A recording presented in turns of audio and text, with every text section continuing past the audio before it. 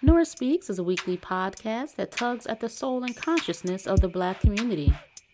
With show topics such as youth empowerment, education, women's impact, and civic engagement, Nora Speaks challenges the listener to not only join the movement, but be the movement. On the show, you'll learn from insightful guests who have demonstrated capacity in these fields and more, and I'm your host, Nora Muhammad. Welcome to the show.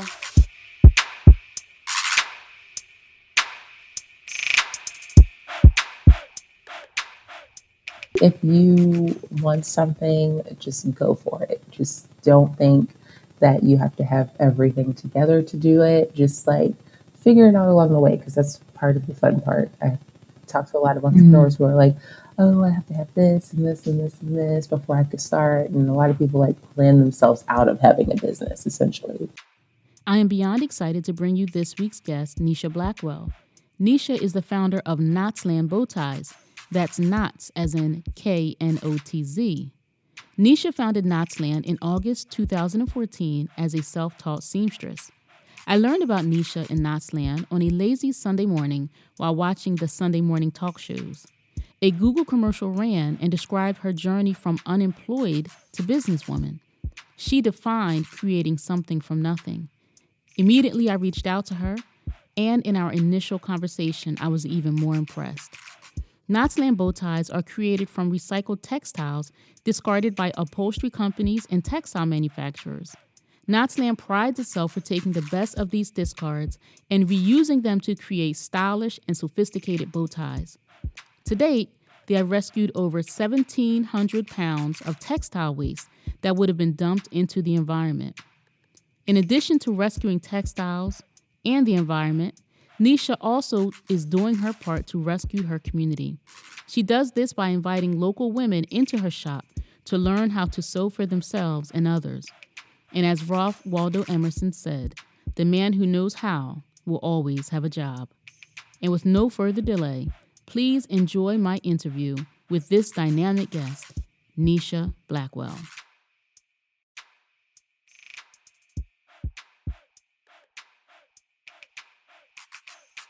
Welcome to another episode of the Nora Speaks podcast, and we are joined by a wonderful guest, Miss Nisha Blackwell of Knotsland. Knotsland, welcome to the show. Hi, Nora. Thanks for having me. I'm so glad to have you. I got to say, I was watching the Sunday morning news shows, the political news shows that come on in the morning on Sundays. And this Google commercial came on about this very cool bow tie company. And I said, oh my gosh, I would love to talk with this woman and meet this woman and hear about her journey. So I'm so glad that you were responsive to my invitation, Nisha. Yeah, I just appreciate you reaching out. I mean, just after seeing the commercial, it really lets me know like the impact that, how when they say representation matters, it's like this is kind of an example of how that can come to fruition, Right, you right. know.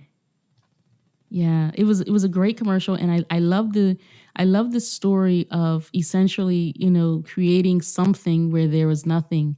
I think that you were very very use a lot of ingenuity, I guess I should say. So let's get into it. Tell the audience about yourself.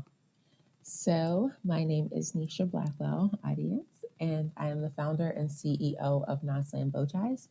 We make handmade bow ties out of repurposed and reclaimed fabrics and materials that we now source and rescue. I used to say we source and rescue them all locally, but now we have a few partners. Actually, we have one in LA.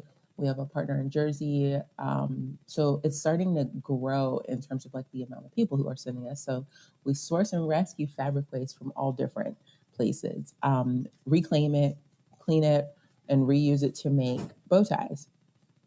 Mm. And a secondary part of our company is that we make the bow ties, but we also train and hire women from in and around the community. So generally, it's about, I'd say, a 5 to 7 mile radius from our studio to make the bow ties. So we have a bunch of different ladies that we have who make parts of the bow ties from home. Oh, I love that. That is so cool. So, God, so did you see yourself one day being a business owner? Was it something that you saw in your family, people who ran their own companies? I did not. I did not. I never like said I want to be an entrepreneur. But I was raised around women who were always willing to try. Like, they just I guess if you would call it side hustles, Hmm. My one aunt sold dinners. My other aunt would sell ice balls. Um, they sold artwork. They sold purses. They like I've watched these women kind of like figure out how to make a way through developing these multiple businesses that they've had to, I guess, you know, and it also speaks to the fact that like a lot of times Black women have to make our own way in society because a lot of places just don't fit Hmm. our personalities. It's like a very Western culture world that we're in, right? So I think it's kind of all of the entrepreneurship activity and all of this noise that we hear. Black women are successful entrepreneurs and blah blah blah, and they're the largest growing entrepreneurship group. We have to kind of look at the fact that like a lot of times we have to make a way, right? So going back to why I started, it kind of comes in as like this manifestation in a way. Of, Mm. I think you said something very important about Black women, having to create a way for ourselves and the fastest growing segment, but not always the easiest segment to get funding. So, what was that like for you creating this startup and, looking for investors and so what was that journey like if you were pretty new to entrepreneurship personally, you want to talk about that journey a bit? yeah, yeah. Like you said, it's really hard for investors to kind of see value in things that not just like people of color, but Black women are bringing to the table. But again, it goes back to like culturally acceptable things, right? Like if we're not building like the next Facebook or the next like, Duolingo, then it's not seen as adding value to this ecosystem that they are a part of, right? Mm. So the funding part is a really, really interesting conversation. I started on ironing board in my living room, basically just like kind of making hair bows. And I followed the market in terms of I had parents who were like asking for things for boys. They were like, yeah, it would be cool to still be able to support. And if you made things for boys, we would do that. So I'm like, okay, I'm gonna make something for boys. And my friend was like, you should make little bow ties. And so I kind of like came out of that, like finding a way even in that phase. And then I had a friend of mine, Jen, who is actually a white woman, like a middle aged white woman, say, hey, there's this startup accelerator in East Liberty, which is like a changing neighborhood here in Pittsburgh, who they basically give money to people with ideas. Like you don't even have to have a product, you just have to have an idea. And a lot of times you could still be in this space and pitch to the investors and directors of this startup accelerator. So it's like, okay, I mean, I didn't see myself as this like big company, right? So I'm like, I don't really know what is going to happen, but what could hurt? And so I go and apply for the accelerator, and this was probably in October, and then December I got an acceptance letter saying, "Hey, Wow. you've been accepted to the boot camp." This isn't the funding part. This is just like where they get you ready to pitch for funding. So I go to his boot camp, and the first day, like, so imagine me, just a Black girl trying to figure it out in her 20s. Right. And I go into this space where it was heavily populated with this like kind of startup culture, right? It's like the Carnegie Mellons and the Pitt people, like groups of college students who are developing these like ideas because they're in this setting, like, you know what I mean? They're in this setting that is teaching them how to develop these ideas. Groups and groups of those people, and maybe like a few of us, like commoners, Yeah. sprinkled around. And literally, I was probably one of very, very few Black women, if not like maybe three of us. So how big is a group, is a class like that? It was 100 people, but Wow. some teams consisted of 5 people. Some teams consisted Mm. of one person, 2 people, 3 people. Teams just were, whatever you had, whoever was working on the idea. And at the time, I was like a solo team. So I was also, that's also intimidating when you come in and you see like, oh wow, these people actually have it together. They have a person who's doing data. They have a person Right. doing the back end development of the app. Like they're gonna like crush it. Um, so the startup accelerator lasted for 2 weekends. The first weekend was like kind of preparing us. The second weekend was more intense. Like we did a bunch of like off the like random pitches. Like someone would look at you and say, "Okay, do your pitch." And so it kind of trained me in a way to like know how to talk about my business, which is great. Mm. That benefit in itself has helped me so much being exposed to like a tech accelerator space. And then that Sunday of the second weekend was like when every single company pitched their idea. And I was just like, I cannot believe I made it this far to like be, like what in the world? But one of the things that everyone would tell me is that like you have a leg up because you actually have a product. A lot of these people have ideas, but you have a Right. physical product that you can bring in that you've already slightly developed. You have samples of this stuff. So that is your that's your strength. So bring that to the table. So I brought my little suitcase. I wore a bow tie and I stood up in this room. It was this kind of small room, Mm. but it consisted of about 12 to 13 investors and directors. And I pitched this idea, and and behold, I got accepted to the second round. Not yet, like the second round. So at that point, half of the companies, I would say it was about 50 companies and 100 people, and half the companies had fell off, and so only 20 to 25 companies were selected to go to the second round, and I happened to be one of the 25 that was accepted to the second round. And the second round was more of an intense entrepreneurship training. We had to come to a class for 3 hours on Monday night every Monday and like kind of like be ready to deliver, whether it was Mm. data, whether it was market research, whether it was, who's going to do your graphics, where's your logo, all of these things. And, it really, looking back, was helpful for me. I do a lot of mentoring, and like I kind of wish that I could put my mentees through this course of action, because Mm-hmm. it makes you take it serious. Like there's something in being competitive in a space like that. Like, oh no, I want this just as much as the next person. Like originally I was like a little on the fence, but by the time I made it to that entrepreneurship class, I was like, I'm invested. I'm trying to get this. I'm trying to win this like money for my company. So I imagine, you're coming in and you've decided that you want to have a bow tie company, Mhm. but did what did you learn about your business that you didn't know, or what did you learn about yourself in that process? I mean, the question that they made you confront, the question that you had to ask of yourself of what your mission and your vision for your company was. Well, I learned the importance of understanding where I wanted the business to go. Because originally it was just like, again, like a side hustle. But Mm. in that, I was like, okay, if I'm going to take this serious, I need to like build something that I would want to be a part of and that other people want to be a part of, and something that really makes up who I am as a person. Because that's the only way that I'm not going to get tired of it, is if if ingrained in this business is everything that I'm passionate about. So that is when I started developing the fact like, okay, what are some things that are key in this business? One of them is environment. Like I reached into a bag of old thrifted clothes that I didn't want to give to Salvation Army, and I Mm. wanted to like redo things with them. That was the first source. So I'm like, okay, what am I doing here? I'm reusing something that existed previously. So I started figuring out, okay, what is the term for that? What does this mean?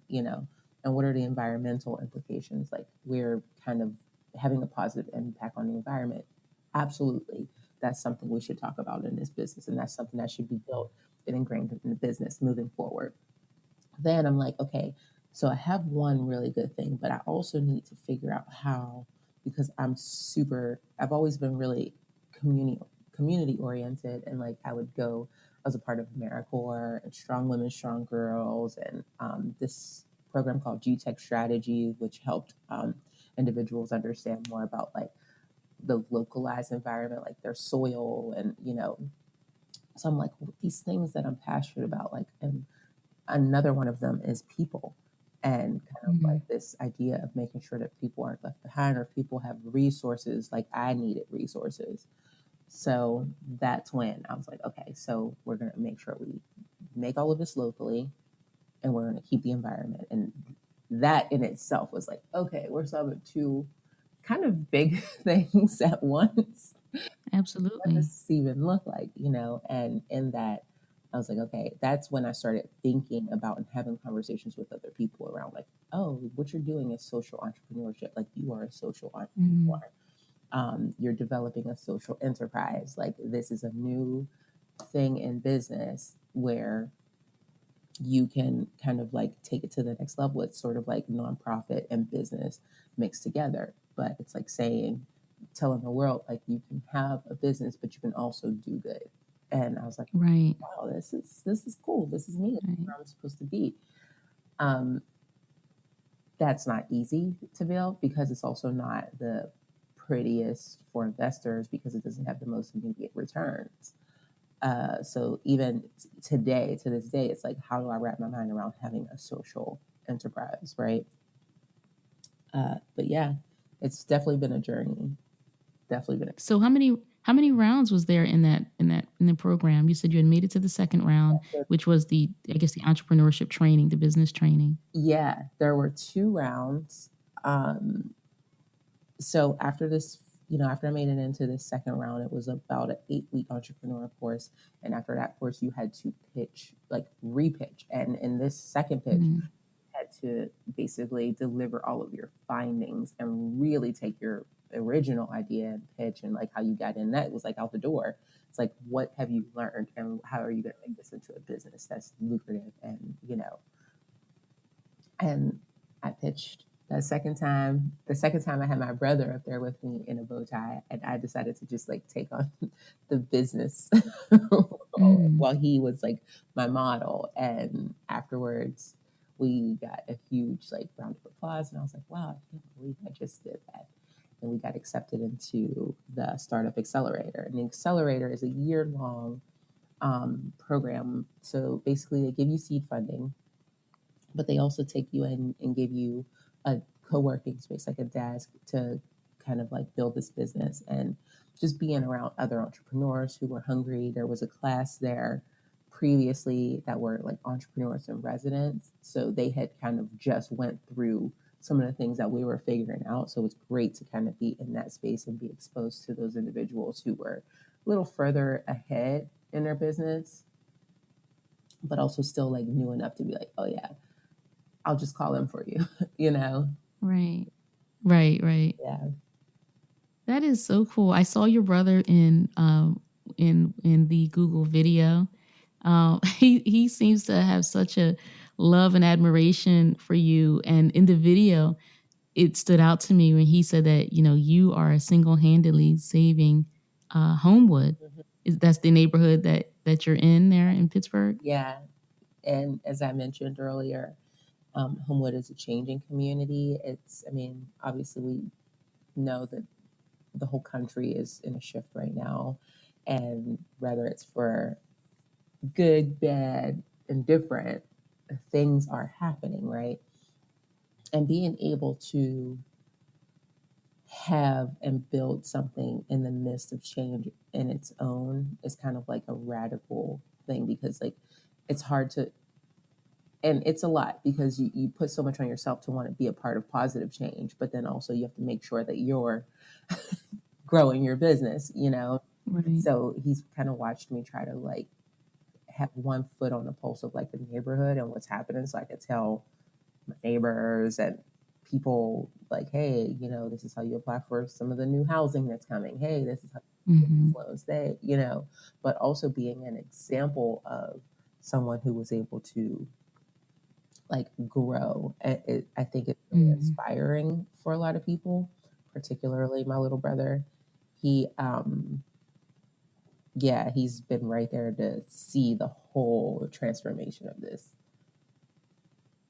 Yeah, Nisha. I mean, your story is just so it's so remarkable. And like I said, having nothing and making something. I mean, you didn't even know how to sew, right? So now you actually are training other women to create bow ties. Mhm. It's remarkable, and you recognize what's happening on both sides of the fence, and I think that's important to help other people, women in particular, like you said, kind of know how they can access what's happening in their changing environment, but also be the example of someone who is not just creating a business, but also making a contribution and making an impact. I when I work with young people, I tell them you don't have to get out. They think I'm going to grow up and I'm going to get out, as if the getting out part is the success, but being there to continue to make an impact and make a difference, not just for yourself or your own family, but for the community. And certainly by bringing in women and teaching them the trade and teaching them about business and the mentorship that you're doing, you're just making an impact in so many different ways. Yeah, and I like where you say you don't have to get out.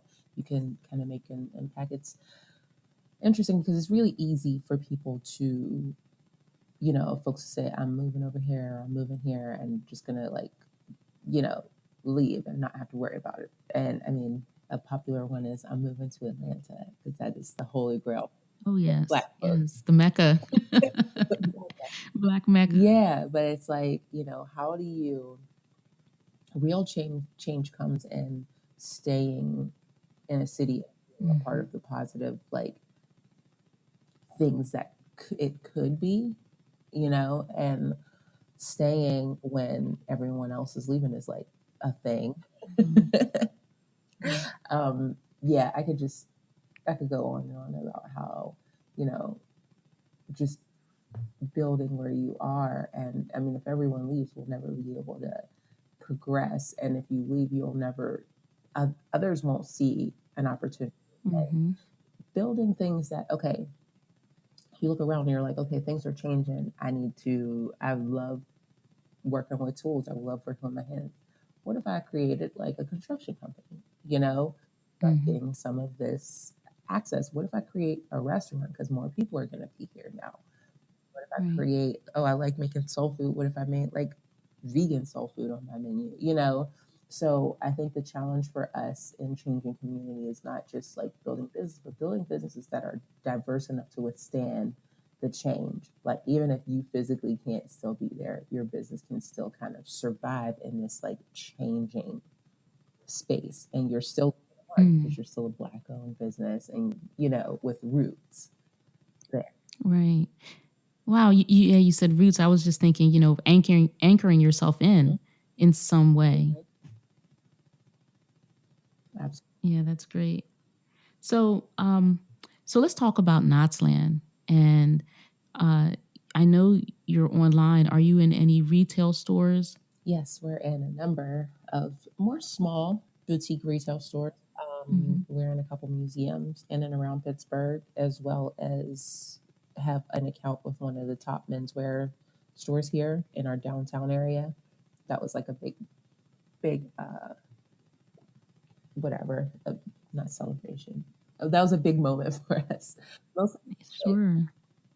every single person, regardless if they were Black or white, it's like how they came up to me after seeing that we had not just a collection but a window display store Wow. downtown. Like people were like, "How the heck did you get?" Yeah. So that's really rewarding. And we're in a small shop in Washington State. Um, Nice. this woman who makes hats actually wanted bow ties in her store, and she was like, "Yeah, we get a lot of guys who ask for bow ties." I'm like, "Hey, we'll send you a collection up." Hmm. Yeah, we're just growing. We have a collection in the W Hotel in Times Square right now, which is also like, Mm. I mean, these moments are crazy because like it went from just this idea and this teaching myself how to sew to like people actually wanting collections of them in their space. And that I'm like, this is kind of crazy. I think that is so amazing. And I'm a Muslim and I'm a member of the Nation of Islam, and our guys, our brothers, my sons, they wear bow ties all the time. So now we have a great place where we can get them from Yeah. somebody that we know. So I think that's cool. And I'm going to make sure I share that with everybody that I know personally. Thank you. But you also do weddings and special events, right? Now, do people when they want something custom, they bring a swatch of the dress and they want something custom, do you ask them to bring their material in, or do you use what you have to match that swatch? So it's always an option to bring your own material because we do have some people who like to do like incorporate sentimental pieces into their weddings. So we're like, yeah, if you Hmm. want to incorporate, it's like kind of like something old, something new, but on the groom's end. Right. But also we do a bunch of people who are like, I just want purple bow ties.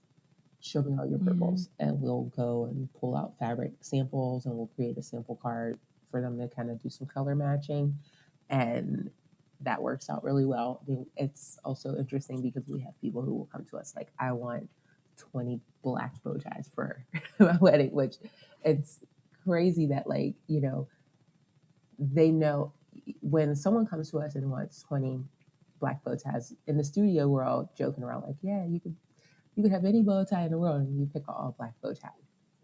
Right. But the reverse of that is our mission and our vision of the company is so strong that people are like, no, I want to pay the extra and get custom bow ties because they're made from Yeah. sustainable materials and because I want to support a small business and a growing company. We get a lot of weddings, and a lot of our weddings are more focused on building their whole wedding around like local people, small batch, like really customized. So it's nice to see that there's a shift even in that space of people who aren't just like ordering a bunch of like things from China and getting them for super cheap, but wanting these like details incorporated into their wedding. We we're working on an Indian wedding right now. Actually, it's a dual culture, an interracial wedding. The guy is white, but the woman's family is Indian, and they send a ton of fabric that they had from previous occasions to us to make bow ties for this wedding because they're like really colorful. You can't have just a plain bow tie. You have to have like, and I think these bow ties are going to be so so so cool, and mostly because they're going to be made from fabric that came directly from them and their families. You know, You're in Washington and you're in New York, and are you looking to? Do you have? I guess is there any dream retailer that you're looking to partner with? so I tell myself that the moment that we're able to even have a conversation with Barney's and Nice, be inside of Barney's, New York, would be, yeah. nice, nice. Well, look, it's out there now. Put it in Yeah, the speak it universe. into existence. Hmm.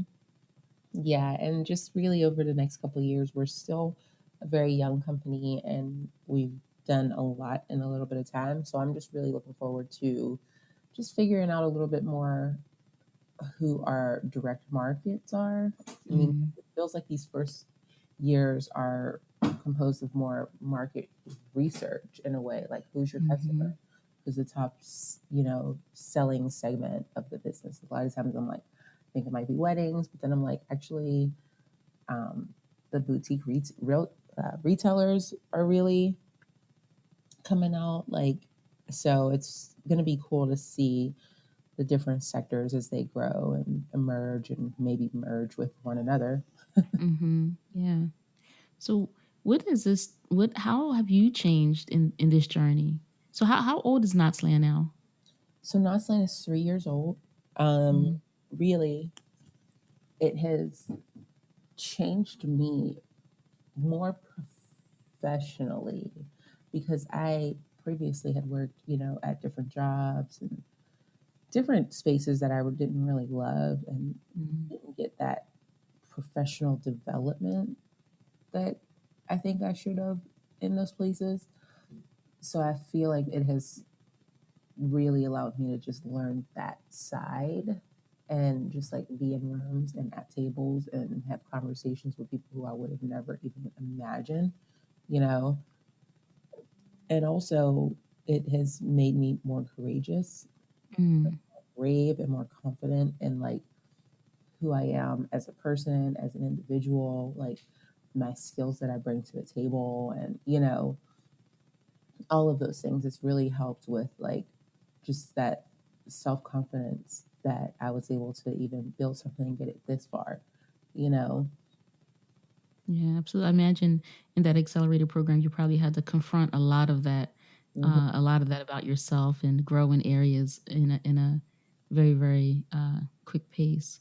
My goodness, 3 years ago, I was frightened to speak Hmm. in front of any crowd. I'm actually an introvert, and I've like as a kid, I was really, really, really shy. I remember times like we would be at church, and I would be like hiding behind my aunt's Hmm. leg, and she would be like, "Get off me, girl, go play." And so just to know that like that's still like a thing in adulthood, but after 3 years of like putting myself in situations where I had to speak Right. publicly, it's been definitely that's probably one of the larger growth spaces because just this Thursday I helped MC a conference, and I was just like, this is crazy that I came from virtually being frightened. Like I remember literally wanting to walk out of back doors of places. Like is it more embarrassing to get up there and crash and burn, or just ghost? And they're like, and next is Nisha,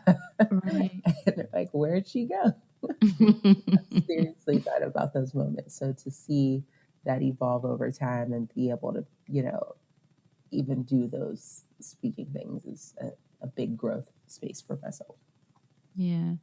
Nisha, I'm so excited for you. And, Thank as I feel so proud of you. And, you know, I imagine your family is probably bursting with joy with, the impacts that you're making there on other people.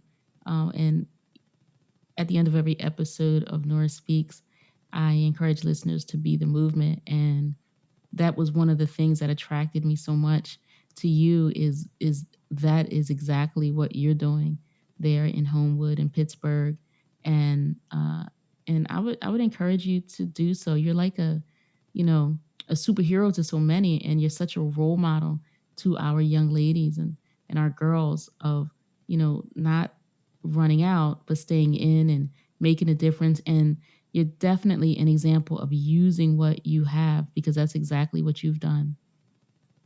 Thank you so much, Nora. And I do appreciate even, lady the other week was like, oh, you're such an inspiration. I was like, it's an honor to inspire, it Hmm. feels really good to be able to, because even myself, I still get really inspired by people around me. So to even see myself like, wow, a lot of people are actually saying that I'm inspiring them to do things and, opening their minds around concepts that they never would have Right. imagined go together. Like that's a thing in itself, it's crazy. It's Yeah. crazy. Yeah. Even You.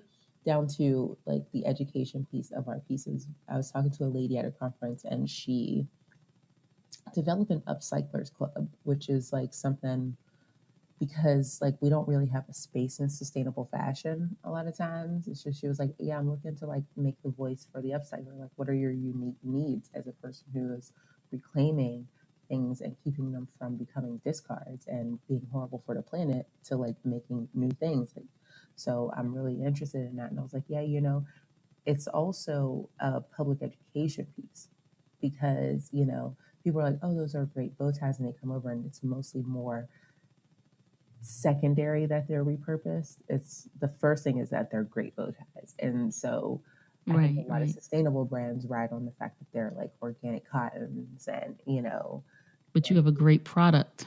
yeah, it starts from a great product, and you just Yes. develop something great with whatever you have, and start that conversation. That's like a change making in itself. Right.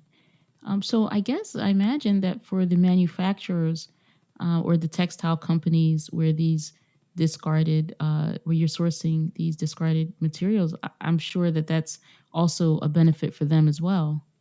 Oh, absolutely. There's a partner that we met.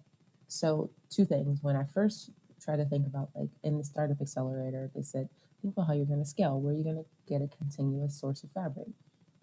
First thing I did was went on Google and I typed in textiles Pittsburgh, fabric companies Pittsburgh. It's like I need to find like that person that's going to give me that validation of like Mm, you will have fabric. So the very first person I called was an upholstery store in Lawrenceville, and she answers the phone. And I was like, "Hey, this is what I do," and blah blah blah. I gave her my spiel, and I was like, "So I was wondering if you ever have any leftover fabric," and she was like, "Oh my gosh, please come down here right now. I'm looking at a bag wow. right in front of me. If you don't come get it, it'll be in the trash."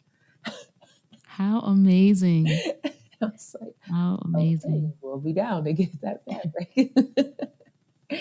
And the Right. second story, I was at a conference last September, and a guy from a furniture, like a sustainable furniture company, he was having a conversation with myself and the team, and he was like, "Yeah, one of our hardest things." He was like, "Do you guys accept like fabric remnants or pieces? Because like while we really work to be net zero, one of our hardest things to get rid of is textiles." And this conference was all about like points and skill and like levels of sustainability. So like they were one of the top Mm, in the space. It's called Living Product Expo. So like how sustainable are you? And the more sustainable you are, you get like rewards, and it's just like a mm, status in this space. And so it was really dynamic when we were able to partner with them, and they sent us fabric, and we also try to help them find other sources to send fabric, you know yeah. That's so great. And I love that story with just making the call. mhm. Sometimes we are so afraid to make the call, and The the answer answer to to our our problem, problems can be right on the other side of that phone call. or on the other That's side of pretty the amazing. phone. That was really cool. Yeah. So is there a personal mantra that that you use to sustain yourself and to keep yourself on track, or are there any personal habits that you have to help yourself stay productive? A lot of things, but I really try to check in often and make sure that like I'm not feeling like I can't do, like, because I do know that burnout's real, and entrepreneurship is really hard, So I try to constantly check in with myself. And if I need a day, I will take a day. If it's like Wednesday morning and I'm like, you know what? Today is just like an awful day for me to do any business. I just don't feel good at all. I'm dog tired. I will literally allow myself to like, because first and foremost, like self care and preservation is important. So Mm-hmm. I can't be not okay. So I have to like make sure I'm okay before I'm not okay, right? So I definitely will take a day off here and there. But also, there's other times where we get like hit with so many opportunities where it's like, we want you to do this, we want you to do that, we want you to do this, we want you to do that. And first of all, I'd never thought that people loved bow ties this much. Mm-hmm. Right. And second, it's like I have to like check in and be like, oh my gosh, I'm so overwhelmed. And I'm like, just take it piece by piece, like day by Right. day. Like that's all you can do is do your best. And you basically asked for this. Like this is what you Mm, want. Like this is a good problem to have. absolutely. Would you prefer the opposite? Like what would you be doing if you didn't have Knotsland? You know. So I Right. really try to think through a lot of these things and like as they arise, be present in those thoughts and those feelings. Mm-hmm. So with Knotsland being your baby, and you worked so hard to bring it to life, I know you have to have a team around you that supports your vision and can even um, take your vision to the next level. So what is that like for you, and what qualities are you looking for in your team? Oh my gosh. Well, our team is still very small, and I am very, very, very, I don't know where I would be without the team. Like, we have one lady, Nicole, who has been with me since I was in my living room. So she would literally come to my house and help me cut and help me sew on like this like old wooden board that we had. And she's still with us because she just like she's really invested in the growth of the brand. And another lady that is a part of Knotzland, Mackenzie, she celebrated her year in August. And so if I had to look at two traits of just those two, because we have a wealth of other individuals who help us out and our seamstress who are awesome. We have 15 seamstress that we rotate pieces through, and they're just wonderful and amazing. And even in them, this quality is something that I see in them. And if nothing else, I can't even work with you if you're not willing to work with passion. And like, I feel like these women that I've surrounded myself with in this company have also taken on Nasan like it is their own. Like I watch them literally work as if this is their, you know, and it's really That is so humbling to wonderful. see that like there are people out in the world who will work for you as hard as you work for, because you hear like, oh, Yeah, girls don't treat things like you would treat it, and that's true to a degree, but like, no, there are people who will be invested in the success of something that you build, especially when it's hmm for like the greater good and like we're really trying to solve like big issues and big problems that exist in the world today. And I think there's also a benefit to being a part of something that is good in the climate and the political climate is kind of like an escape. Like I know that at least when I'm in Knotsland, I'm doing more than, nothing. yeah, right. That's amazing, and I think that probably says also as much about you, too, that they're behind a leader who has vision and passion in what she's doing as well. Yeah. So so tell us, how did you come up with that name, Knotsland? Knotsland is interesting because first of all, like we get so many people call us Knots Landing, and apparently, Well, you know what? You know what's crazy is that there was going to be some listeners who won't know that reference. apparently there Oh my were, gosh. uh, So Knots Landing was an evening yeah, soap opera, a television drama that used to come on years ago in the I 80s. never heard of it, never knew of it, and like our older customers would be like, "Oh, like Knots Landing," and I'm like, "Yeah, like that." Except not. Except not, but like whatever it takes for you to remember. Right, right. So that's kind of funny. But originally, when I started, before I got into the accelerator, I had named it Have Nots. And I named it Have Mm, Nots for the simple fact that, like, I had come from Homewood, and I feel like we were right one street away from like this like beautiful neighborhood called Point Breeze, in which like it felt like it was the haves and have nots. Like there was mm. crime and blight on one side and beautiful big homes and yards on the other side. It just couldn't. It blew my mind. But so the haves and the have nots. So we called ourselves have nots. We got into the accelerator, and one of our mentors was like, "Hey, you might want to double check your name before you register it because you don't want to have to worry about that down the line." So another, actually, our lawyer went and was like, "Yeah, I just want to give you a heads up that you might want to change your name because when I typed in Have Nots, it was like a streetwear brand that had like t-shirts, or it was just like something completely Mm. opposite from what."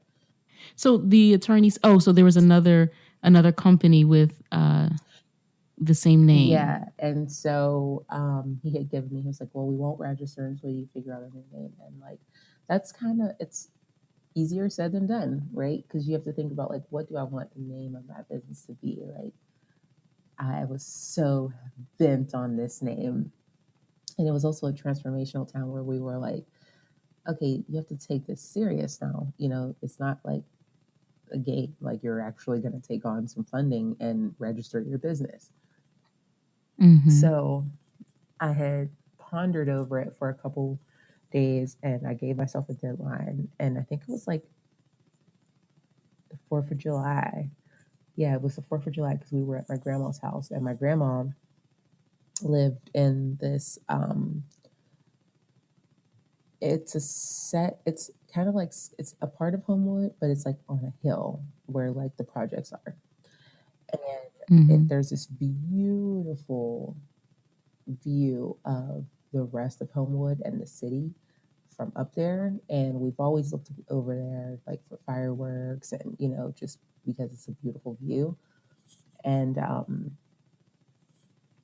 it's also kind of funny. I have one more story after that. But Okay. because it's a beautiful view. And I stood there and I was like, what is the defining moment here? Like what is happening? And I was like, we're actually going the from have nots to potentially like what do we want to be? We want to be the land of the knots. And like I was in Mm. Homewood at this time, like we want to be the land of the knots. Like we want to create this like space where that you could get whatever kind of bow tie you want. And what does that look like? Knots land. So I just like switched over like the land of the knots and put knots in front of it and was like, this is it. Where That's amazing. I love that story. And I could see that you looking down over the town and thinking, this is Knotsland. yeah, yeah, like what are we trying to build here? Um, it Yeah. was a great moment and I felt really good about the name as soon as it came to me and I was like, okay, now I'm ready to move forward. And the rest is history. But That is I wonderful. have another slight funny story. A friend of mine was doing an interview up there at my grandma's like space, like where she lived in that project on that hill. And we were talking, like her interview was on like changing cities and, what does this mean? And how was your childhood? And like all of these like intense questions. And I was just like talking to her. And there was a point where I was like, yeah, eventually I think that once the colonizers discover this place, it's going to be over.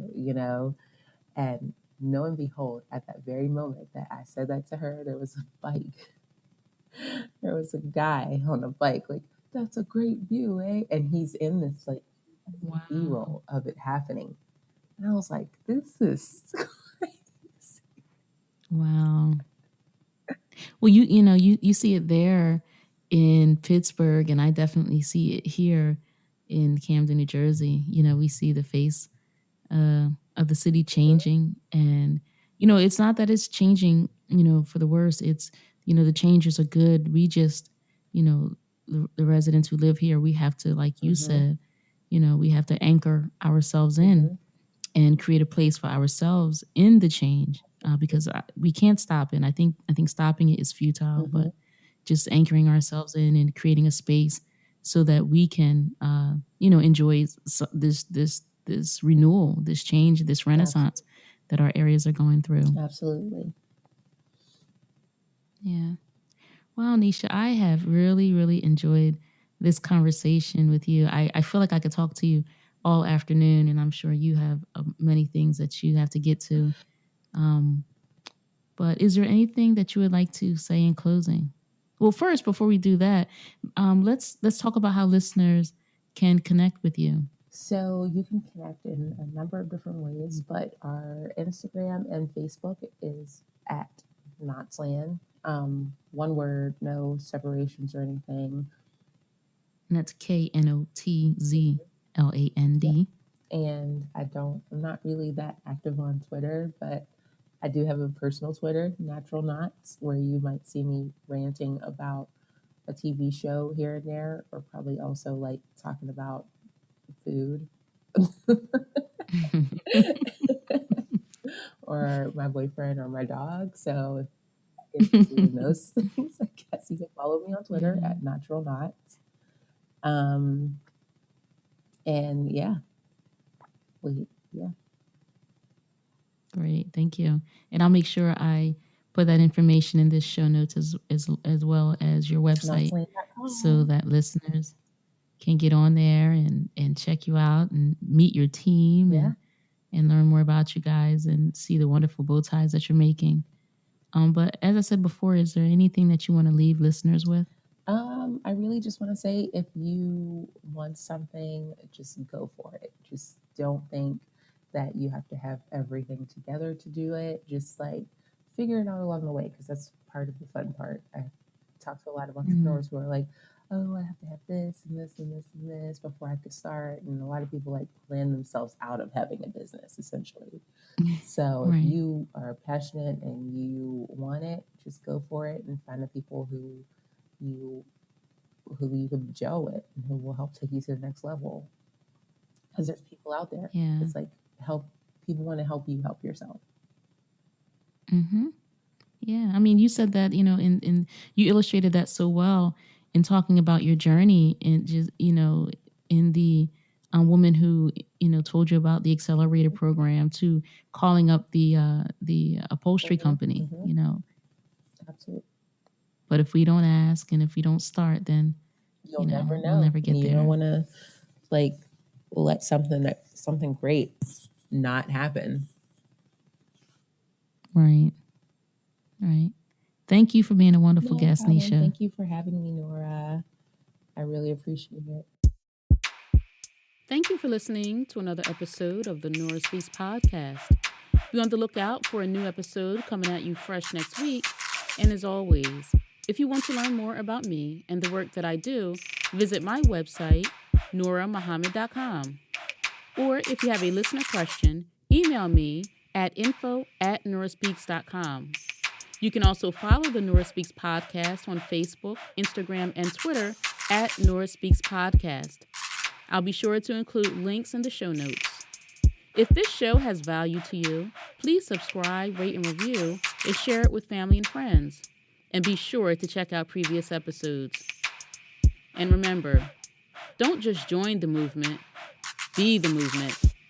Stay in peace.